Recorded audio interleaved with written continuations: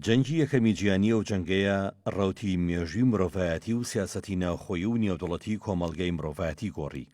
بە جۆرێک لە دوای ئەو جەنگەوە سیستەمی حکومڕانی و پەیوەندی وڵاتان و مۆدیلی پەیوەندیە نێودوڵەتەکان چووە قۆناغێکی نوێوە. جەنگی یەکەمی جیهانی لە ساڵی 1914 تاوەکو ساڵی 1970 خایاند، بەڵام کاریگەریەکانی تاوەکو ئێستاش کە 108 ساڵی بەسەردا تێپەڕیوە بە ئاشکرا دەبیندێ. شرۆڤەکاران و شارەزایان هۆکاری سەرەکی سەرهەڵدانی جەنگەکەیان بۆ شکستی ڕێچارە دیبلۆماتیەکان جێڕایەوە. هەروەها فەیلسوفەکانی ئەوروپا هەرزوو هۆشداریاندا بە سیاسەتمەدارەکان لەوەی لە کاتی شکستی گفتوگۆ و پشتگوێخستنی ڕێگە چارەی دیبلۆماتی چەک و تفەنگ و توند و تیژی دێتە مەیدان و جەنگەکە هەموو جیان دەگرێتەوە.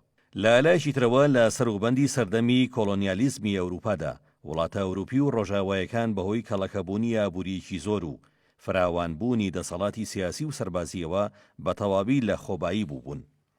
وەهمی زلهێزی و پاوانخوازی نێودوڵەتی ڕێگەی لە سازش و ڕێکەوتنامەکان دەگرت.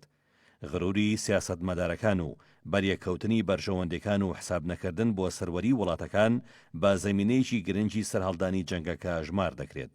تاوەکو دوجار لە 28 تەمموزی ساڵی 1940 بە کوشتنی پاشای نەمسا جەنگەکە دەستی پێکرد و بە کوشتنی دەیان ملیۆن هاوڵاتی و بەکارهێنانی کیمیاوی بۆ یەکەمین جار کۆتایی هات.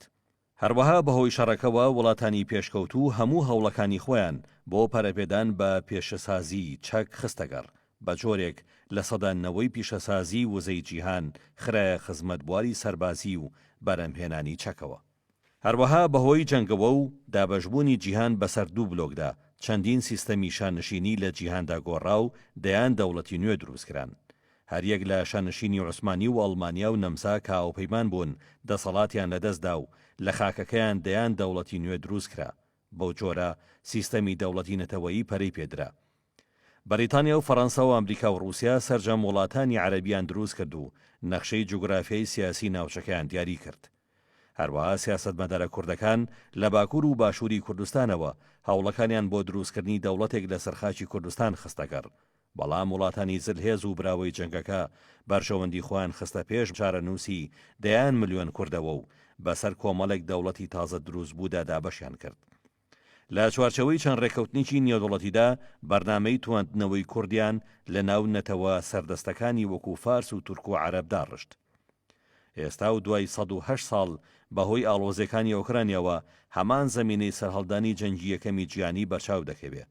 وڵاتانی ئەوروپا و ئەمریکا لەلایەک و وڵاتانی رووسیا و فێدراسیۆنی رووسیا و چین لەلایەکی تر هەروەها چەندین جار هۆشداری لە شکستی پەیوەندیە دیبلۆماتیەکان دراون.